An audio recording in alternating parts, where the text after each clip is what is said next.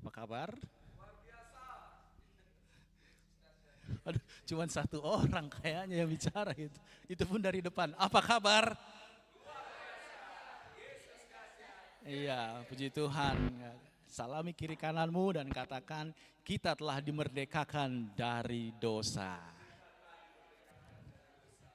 Amin, puji Tuhan.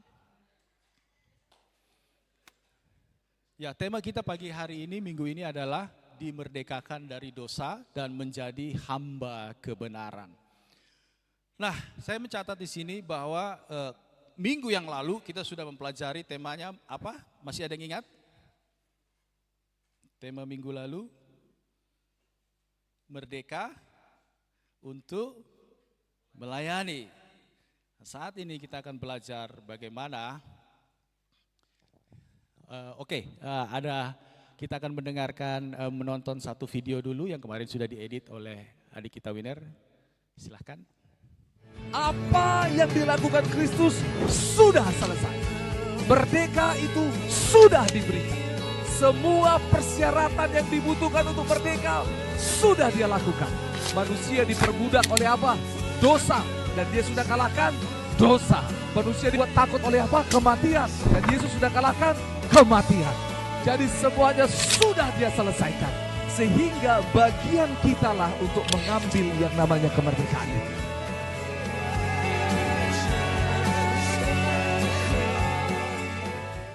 Ya, puji Tuhan, luar biasa ya. Jadi semuanya sudah disediakan, tinggal kita mengambil kemerdekaan itu. Terima kasih untuk tim multimedia yang sudah mengedit video ini, luar biasa.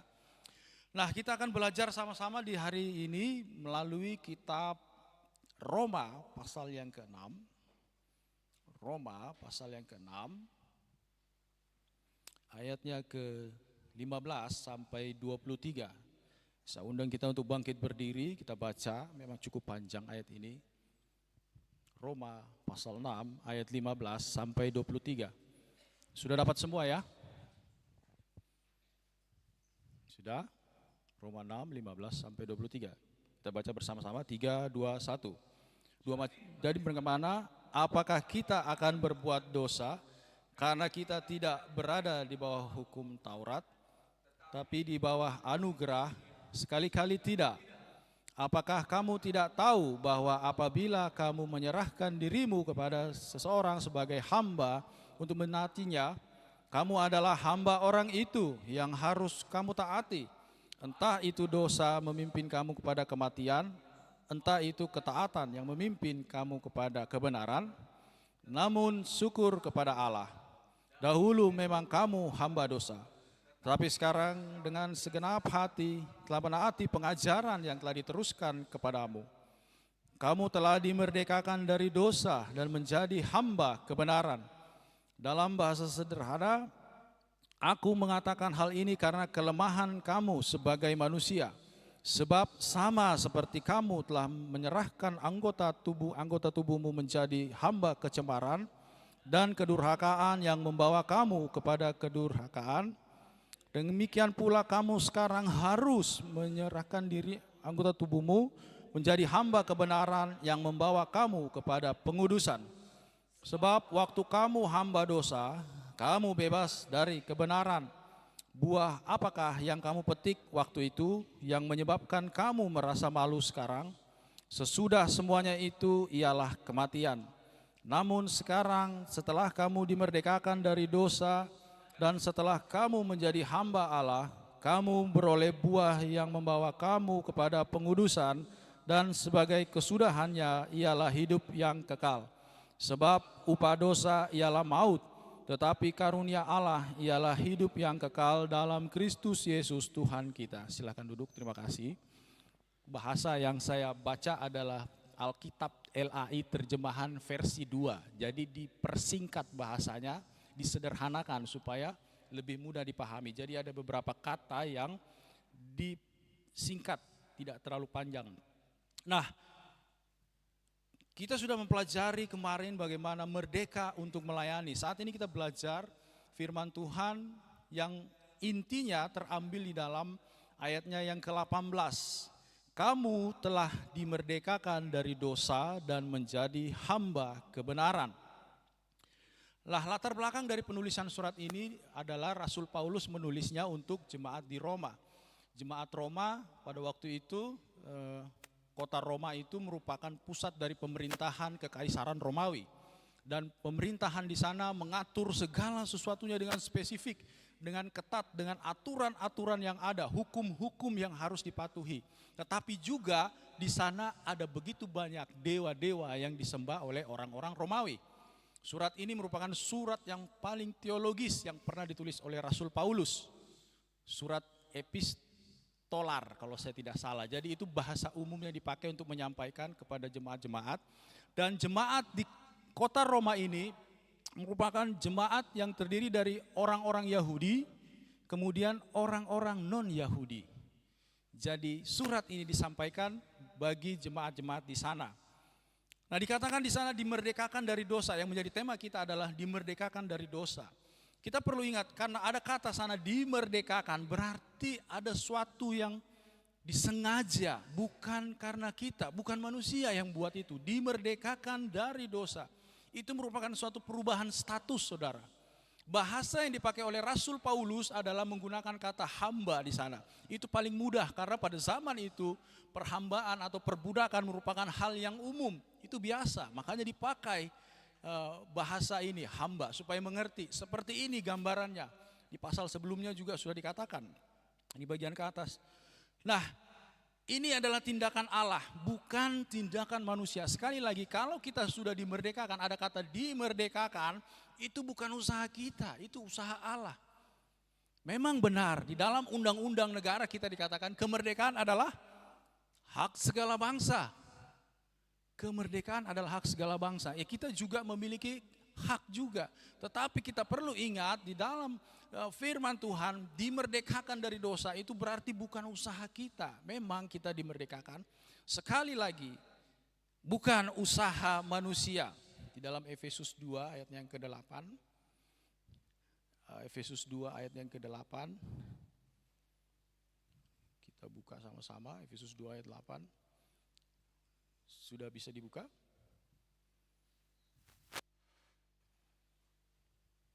Sebab karena kasih karunia kamu diselamatkan oleh iman. Itu bukan hasil usahamu tetapi pemberian Allah. Jadi ingat saudara, ketika dikatakan dimerdekakan, itu bukan hasil usaha saudara, bukan.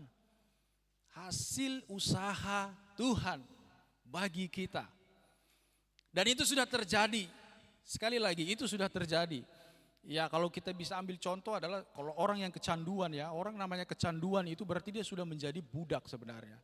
Budak apa? Apa yang dia candukan gitu. Banyak hal orang kecanduan.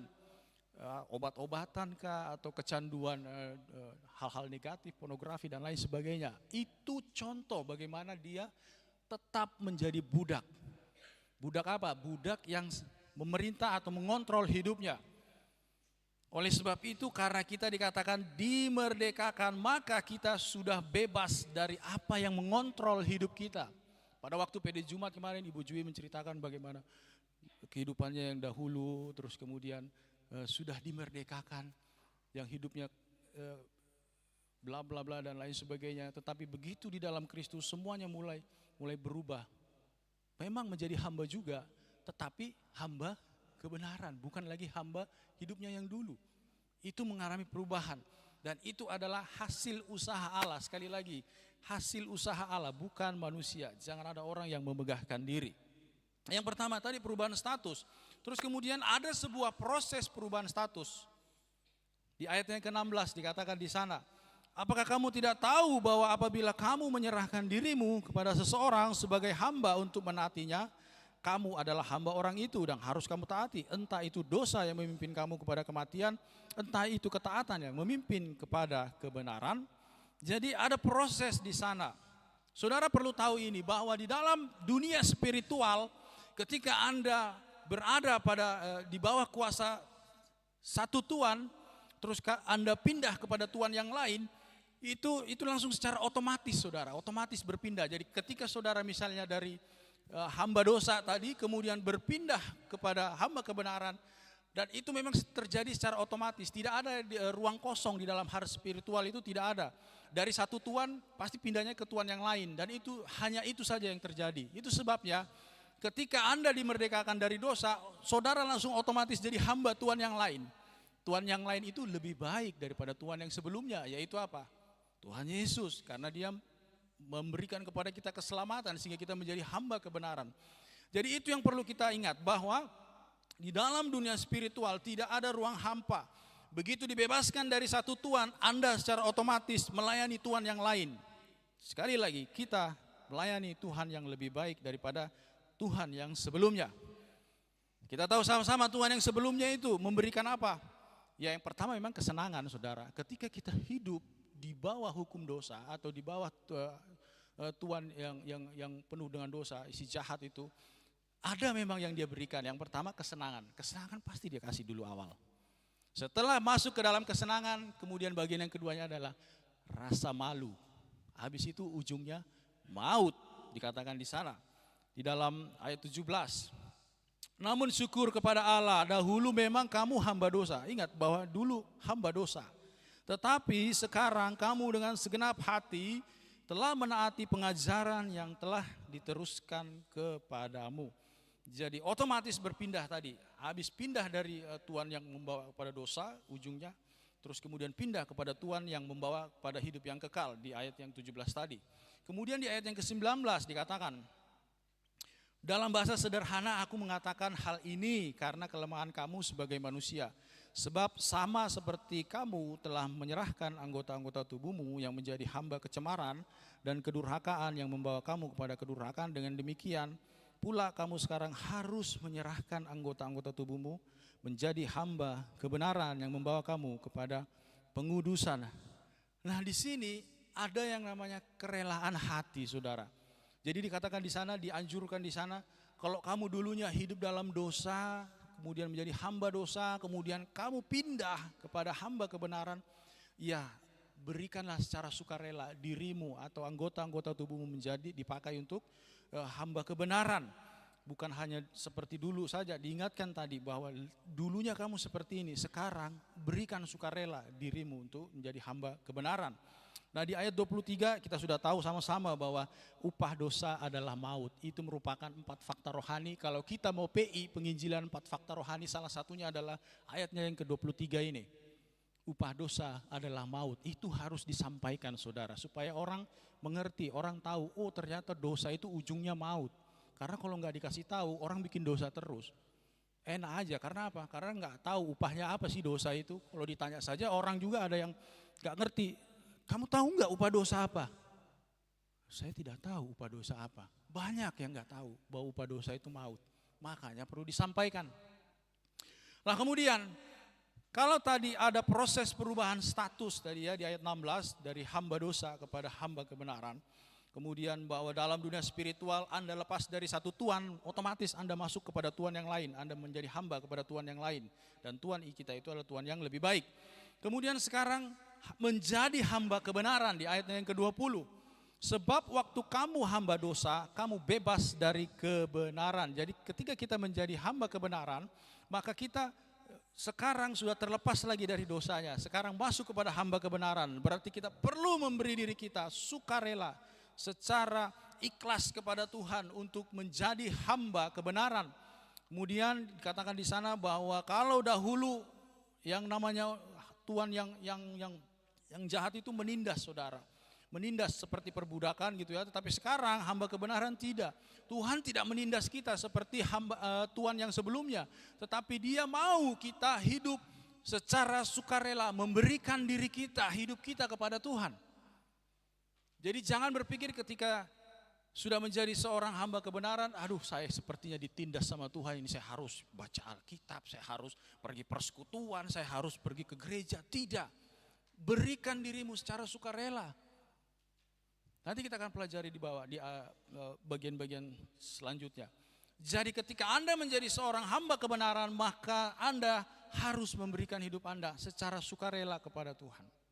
Kenapa? Karena apa? Yesus sudah kasih hidupnya, nyawanya bagi kita. Jadi biarpun gak dibilang, saudara, Anda ini sudah dibeli, mahal harganya. Kita sudah dibeli, saudara, mahal harganya. Nyawa Kristus itu tidak bisa dibandingkan dengan apapun yang disediakan dunia ini, nggak bisa. Tidak bisa. Itu perlu kita ingat. Oleh sebab itu, ketika Tuhan membebaskan kita dari dosa kepada hamba kebenaran, berikan dirimu secara sukarela. Walaupun Tuhan tidak minta. Bisa aja sih gitu ya, bisa Tuhan minta. Saya sudah kasih nyawa saya minta kau begini, masa kau tidak mau? Bisa aja gitu. Tapi Tuhan tidak begitu. Dia mau secara sukarela, berikan dirimu. Melayani Tuhan, beribadah, menyelidiki kebenaran firman Tuhan, mempelajari seluruh kitab suci dengan benar. Nah, itu menjadi hamba kebenaran di ayat yang ke-20. Kemudian kita masuk lagi ke bagian berikutnya, proses agar dikuasai kehendak Allah. Kalau tadi dulu sebelumnya adalah kehendak dosa, sekarang kan sudah menjadi kehendak Allah nih. Kita masuk di dalam Roma 12 ayat 1 sampai 2. Ini adalah proses agar hidup kita bisa dikuasai oleh kehendak Allah. Roma 12 ayat 1 sampai 2. Saya akan bacakan buat kita. Karena itu saudara-saudara, oleh kemurahan Allah aku menasihatkan kamu supaya kamu mempersembahkan tubuhmu sebagai persembahan yang hidup, yang kudus dan yang berkenan kepada Allah. Itulah ibadahmu yang sejati. Janganlah menjadi serupa dengan dunia ini, tetapi berubahlah oleh pembaharuan budimu, sehingga kamu dapat membedakan mana kehendak Allah, apa yang baik, yang berkenan kepada Allah dan yang sempurna. Ini adalah proses agar hidup kita dikuasai oleh kehendak Allah. Sekali lagi, dikuasai oleh kehendak Allah, bukan kehendak dunia ini. Kenapa? Karena kan tadi sudah dimerdekakan dari dosa kepada hamba kebenaran. Makanya kita perlu juga hidup dalam kehendak Allah. Oleh kemurahan Allah aku menasihatkan supaya mempersembahkan tubuhmu. Tadi saya katakan bahwa berilah diri kita secara sukarela. Ya, ini tadi yang dimaksud. Supaya kamu persembahkan tubuhmu yang hidup, kudus, yang berkenan kepada Allah. Itu ibadahmu yang sejati. Janganlah menjadi serupa dengan dunia ini. Kalau dikatakan jangan serupa berarti beda, saudara. Janganlah serupa berarti beda. Tidak sama dengan dunia ini, tidak sama, tidak boleh sama. Karena sudah dimerdekakan, bukan kita yang bikin, Allah yang buat. Oleh sebab itu jangan sama dengan dunia ini. Memang itu tidak mudah. Nanti kita akan pelajari lagi selanjutnya. Tetapi dikatakan jangan serupa, tetapi berubah oleh pembaharuan budi, perubahan pola pikir, saudara. Mindset, dikatakan di sana bahasa kerennya, mindset, perubahan pola pikir atau metanoia. Bagaimana caranya merubah pola pikir? Tentu harus ada yang masuk ke dalam pikiran ini, harus ada yang dilihat, harus ada yang didengar, dan harus ada yang dilakukan. Dilihat apa? Dilihat ya firman Tuhan dibaca, direnungkan, melihat hal-hal yang berkaitan dengan perkara-perkara rohani, kemudian mendengar firman Tuhan, iman timbul dari pendengaran, pendengaran akan firman Kristus, kemudian masuk ke dalam hati, terus kemudian ada yang dilakukan, ada suatu tindakan yang dilakukan ketika kita sudah menerima kebenaran itu. Supaya apa? Supaya kehendak Allah itu ada di dalam kita, ada proses-proses supaya kita dikuasai oleh kehendak Allah. Itu di ayat yang ke-19 tadi, ayat yang ke-19 tadi ya. Lah kemudian setelah itu memang kita akan hidup terus dalam pergumulan, dalam setiap kehidupan kita. Lagu-lagu tadi, pujian tadi sudah mengatakan bagaimana luar biasanya bersama dengan Tuhan. Artinya apa? Lagu ini sedang mengatakan banyak permasalahan, tetapi bersama dengan Tuhan, bersamamu ya Tuhan aku sanggup berjalan. Artinya kalau nggak bersama Tuhan dia nggak sanggup, saudara. Hanya karena Tuhan makanya dia sanggup. Nah seperti ini dikatakan di dalam bagian ini selanjutnya adalah hidup kita akan terus ada pergumulan. Roma 7 dikatakan di sana ayat 18 sampai 25. Sebab aku tahu di dalam diriku yang bertabiat daging tidak ada sesuatu yang baik. Sebab menghendaki yang baik memang ada padaku, tetapi melakukan apa yang baik tidak. Sebab bukan apa yang aku kehendaki, yaitu yang baik yang aku lakukan, melainkan yang tidak ku kehendaki, yaitu yang jahat yang aku lakukan. Jika aku melakukan apa yang tidak aku kehendaki, bukan lagi aku yang melakukannya, tetapi dosa yang tinggal di dalam aku. Jadi aku dapati hukum ini. Jika aku ingin melakukan apa yang baik, yang jahat itu ada padaku. Sebab di dalam batinku aku suka akan hukum Allah, tetapi di dalam anggota-anggota tubuhku aku melihat hukum lain yang berjuang melawan hukum akal budiku dan membuat aku menjadi tawanan hukum dosa yang ada di dalam anggota-anggota tubuhku. Aku manusia celaka, siapa yang akan melepaskan aku dari tubuh maut ini? Syukur kepada Allah melalui Yesus Kristus Tuhan kita. Jadi aku sendiri melayani hukum Allah dengan akal budiku, tetapi melayani hukum dosa karena tabiat dagingku. Jadi Rasul Paulus sendiri mengatakan begitu. Setiap kali dia mau melakukan yang baik, yang jahat itu berusaha untuk menguasai dia. Setiap dia melakukan dalam pikirannya untuk memikirkan hal yang baik, ada saja pikiran-pikiran yang masuk. Tetapi yang luar biasanya adalah sekali lagi, karena kita sudah dimerdekakan, kita punya kemampuan untuk bisa memblok yang namanya yang negatif itu. Kita punya kemampuan, karena apa? Karena Yesus dikatakan di sana. Syukur kepada Allah melalui Yesus Tuhan kita. Aku sendiri melayani hukum Allah dengan akal budiku, tetapi melayani hukum dosa karena tabiat dagingku. Memang selama kita hidup di dalam daging ini, akan ada hal-hal yang terus menarik kita. Tidak mungkin tidak, saudara. Apa sih hal-hal yang daging? Kita sudah tahu juga. Keinginan mata, keangkuhan hidup, terus kemudian apalagi, dan selanjutnya ada begitu banyak.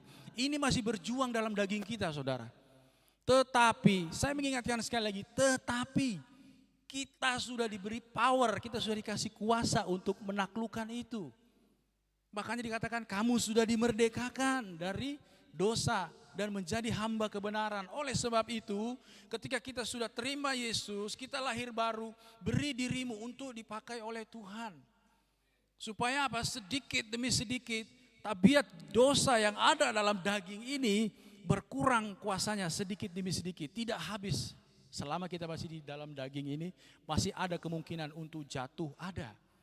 Masih ada kemungkinan untuk ini, itu, dan lain sebagainya, masih. Tetapi dengan akal budinya, perubahan pola pikir itu, Rasul Paulus jelaskan tadi, akal budiku itu, dia mengalami perubahan pola pikir. Sehingga setiap kali ada yang jahat yang berusaha menguasai dia, dia ingat akan kebenaran firman Tuhan. Oh iya, dia bisa memblok yang namanya hal negatif itu. Tentu dengan pertolongan Tuhan. Sekali lagi, kalau bukan Tuhan tidak bisa, saudara. Kita bersyukur dengan karya Kristus ini. Kita sudah dimerdekakan bukan karena kekuatan kita, tetapi karena Allah. Itu sebabnya Rasul Paulus melanjutkan kembali. Ketika kita sudah dimerdekakan dari dosa, ada buah-buah yang harus timbul dari dalam hidup kita. Harus ada kelihatan. Kalau buah dari yang sebelumnya, tuan yang sebelumnya adalah di ayat 19 dan 21. Dikatakan di sana. Di ayat 19, dalam bahasa sederhana aku mengatakan hal ini. Karena kelemahan kamu sebagai manusia, sebab sama seperti kamu telah menyerahkan anggota-anggota tubuhmu menjadi hamba kecemaran dan kedurhakaan yang membawa kamu kepada kedurhakaan. Demikian pula kamu sekarang harus menyerahkan anggota-anggota tubuhmu menjadi hamba kebenaran yang membawa kamu kepada pengudusan. Dan ayat 21, buah apakah yang kamu petik waktu itu yang menyebabkan kamu merasa malu sekarang? Kesudahan semuanya itu ialah kematian. Jadi buah dari dosa itu adalah pertama tadi rasa malu. Kemudian yang kedua adalah ujungnya itu maut, mati. Itu adalah buah yang dihasilkan dari tuan yang sebelumnya. Kemudian setelah Anda dimerdekakan, ada buah juga yang harus nampak di situ. Di ayat 22 dikatakan di sana, namun sekarang telah kamu dimerdekakan dari dosa, setelah kamu menjadi hamba Allah, kamu beroleh buah yang membawa kepada pengudusan, dan sebagai kesudahannya ialah hidup yang kekal. Adalah hidup yang kekal, itu adalah buah yang muncul ketika kita menjadi hamba kebenaran. Tentu ada juga 9 buah roh itu.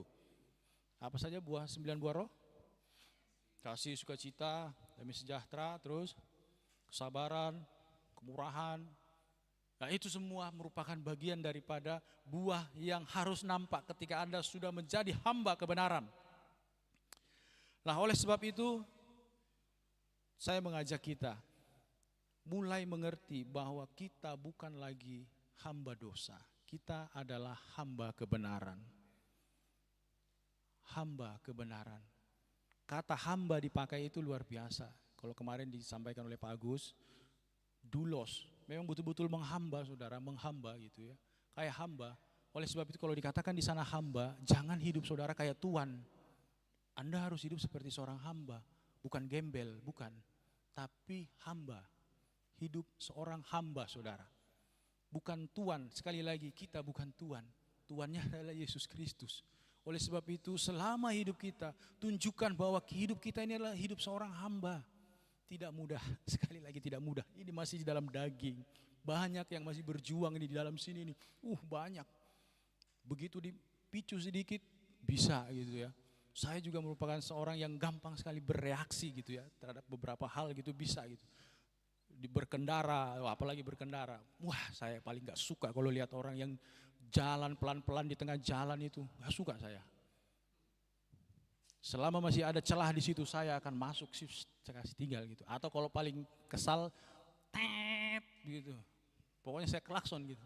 Karena apa? Di depan kosong, kalau ndak ada, kalau padat boleh lah. Tapi ini di depan kosong, samping kiri kosong. Dia jalan pelan kayak kura-kura begitu. Ndak bisa begitu kalau menurut saya gitu ya. Kalau dibilang pelan-pelan asal selamat. Tapi kalau buat saya, kalau cepat selamat itu lebih top lagi. Buat saya ya, buat saya gitu. Tetapi itu hal yang bisa bereaksi buat saya. Bahkan mungkin anak-anak gitu ya, kadang sedikit saja bisa membuat marah. Dalam kehidupan sehari-hari juga bisa.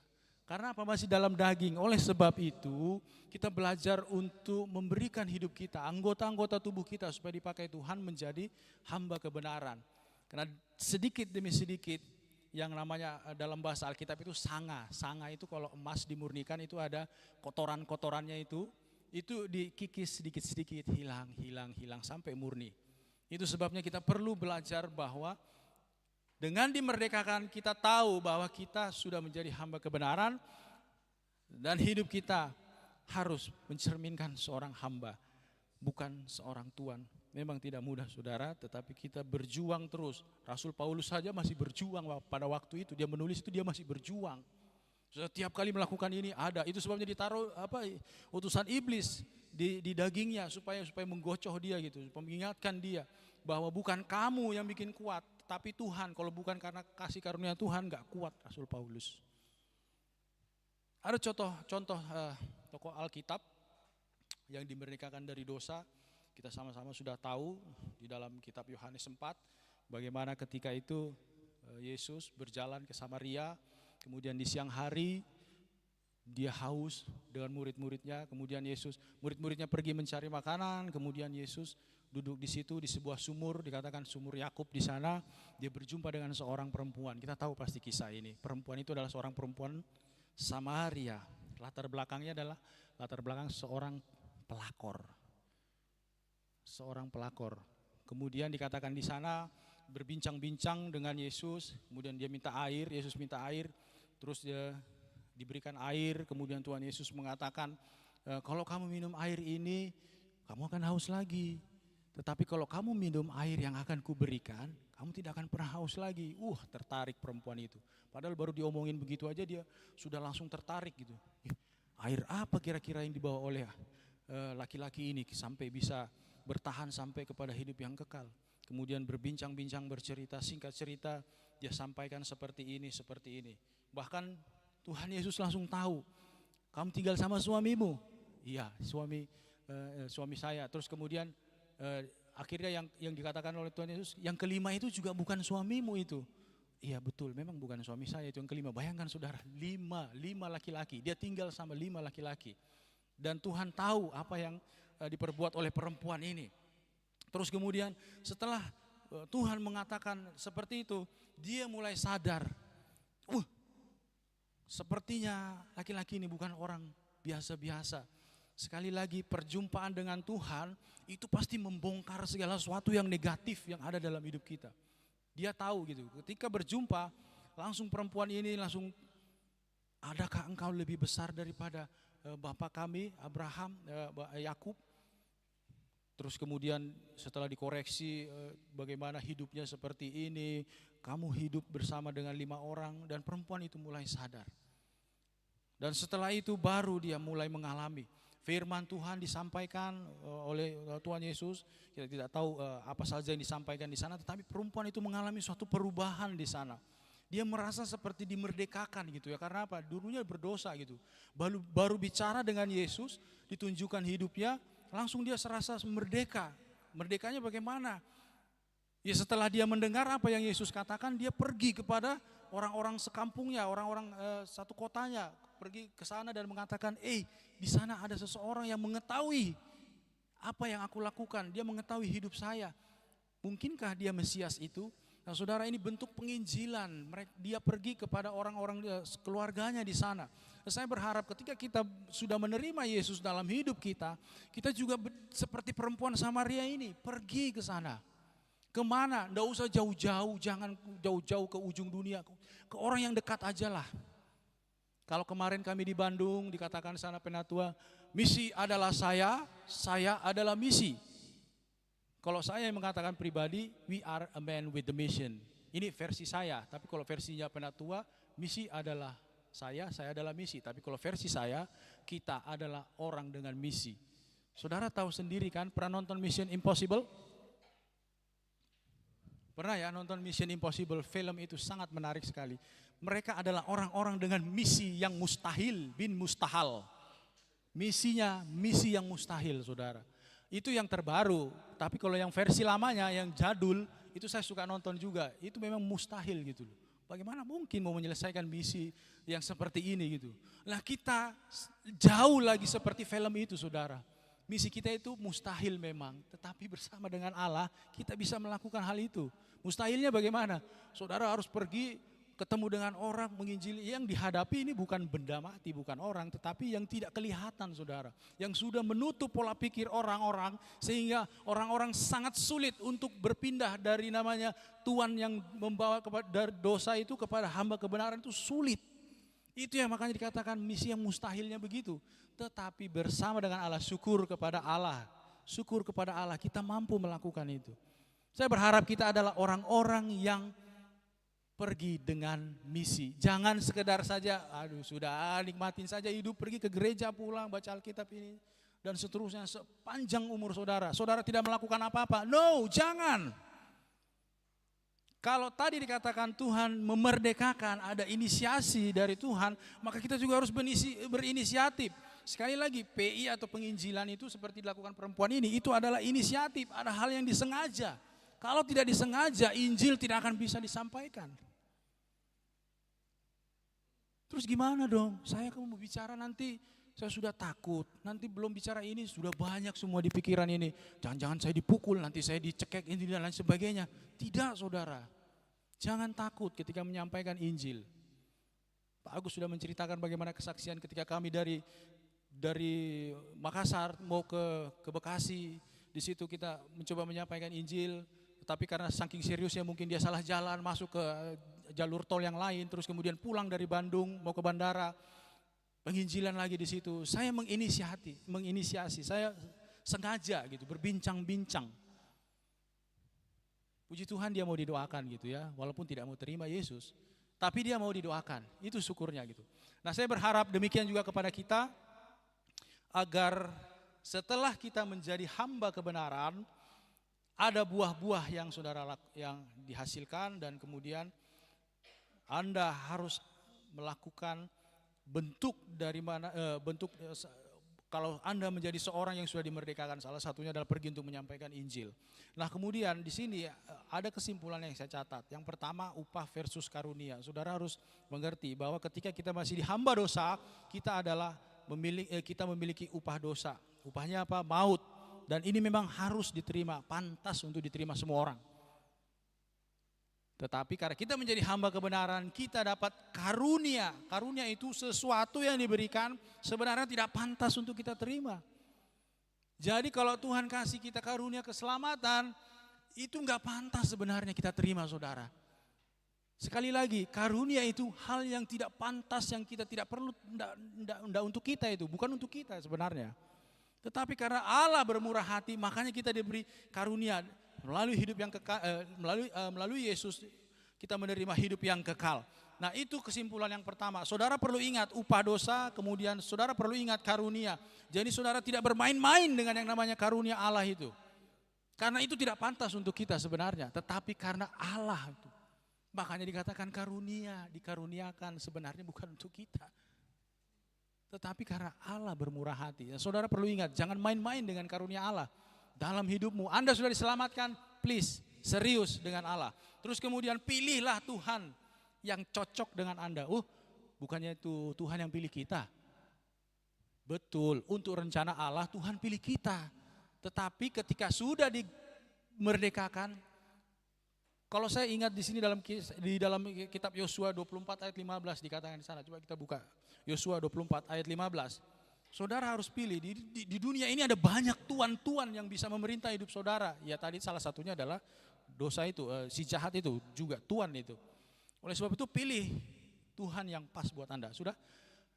Tetapi jika kamu anggap tidak baik untuk beribadah kepada Tuhan, pilihlah pada hari ini kepada siapa kamu akan beribadah. Allah yang kepadanya nenek moyangmu beribadah di seberang sungai Efrat, atau Allah orang Amori yang negerinya kamu diami ini. Tetapi aku, seisi rumahku, kami akan beribadah kepada Tuhan.